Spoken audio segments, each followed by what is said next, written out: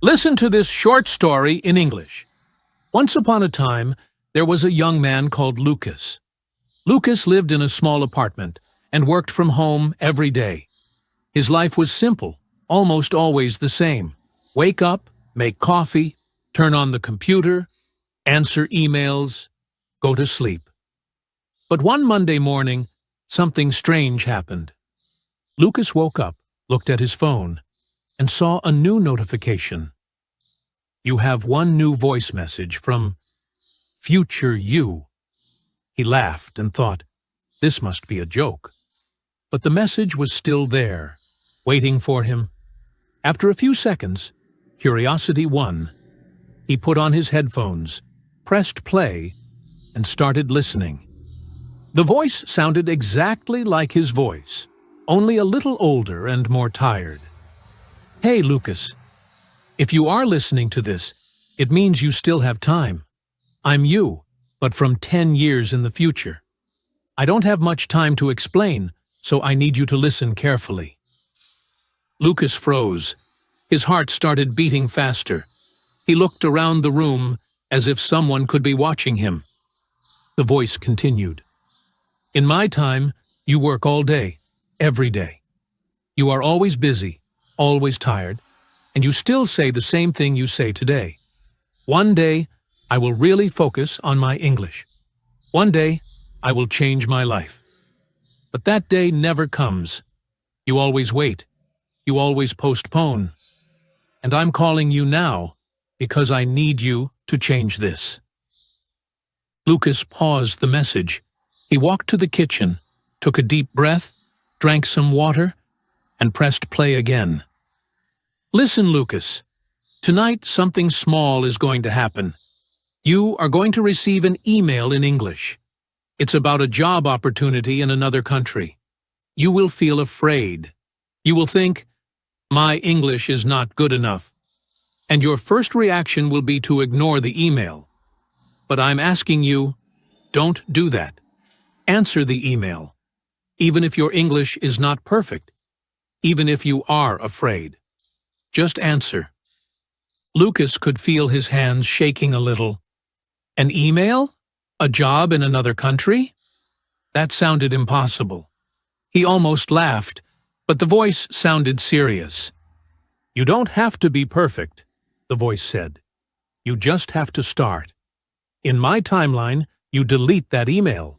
You tell yourself, I'll apply next year when my English is better. But you never apply. And 10 years later, you are still in the same place, with the same excuses. For a moment, there was silence in the message. Lucas heard only his own breathing and the sound of a car passing outside. Then the voice returned, softer this time. I know you are tired. I know you have problems. I know you think you don't have time. But you have something that I don't have anymore. You have today. You have this moment. If you really listen to me now, everything can change. The message ended with one last sentence. Please, Lucas, don't be me. Be better than me. The audio stopped. The room felt different, as if the air had become heavier. Lucas sat on the edge of his bed and stared at the wall. Part of him wanted to forget everything and go back to his normal day. Another part felt something new, a mix of fear and excitement. He left the phone on the table and tried to work. The morning passed, slowly. But in the back of his mind, he could still hear the words, You still have time. You still have time. When night arrived, Lucas was checking his inbox, almost without thinking about it. Suddenly, there it was. A new email, all in English, from an international company. The subject line said, Remote position. English required. His heart started to beat faster, just like in the morning.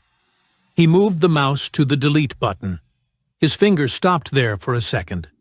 Then he remembered the voice. Don't do that. Just answer. He opened the email. He didn't understand every single word, but he understood enough. They were looking for someone who could work from home, with flexible hours, and they preferred someone who was willing to improve their English. Lucas opened a blank reply. For a moment, his mind was totally blank. Then, slowly, he started to type in English. Hello, my name is Lucas. I am very interested in this opportunity. My English is not perfect, but I am studying every day and I am ready to work hard and learn more. The message was simple, not perfect, but real. His hands were still shaking when he clicked send. After that, he turned off the computer and sat in the dark for a minute. He felt afraid, but he also felt something that he had not felt in a long time. Hope. The next morning, when he woke up, there was a new email waiting for him. The first line said, "Thank you for your message, Lucas. We would like to schedule an interview with you." At that moment, he remembered the voice from the future and smiled. Maybe the future was not fixed. Maybe listening carefully and taking one small action could really change everything. And from that day on, every time Lucas heard English, in a podcast, in a video, in a story like this, he didn't think, I can't. He thought, I'm listening, I'm learning, I'm changing my future.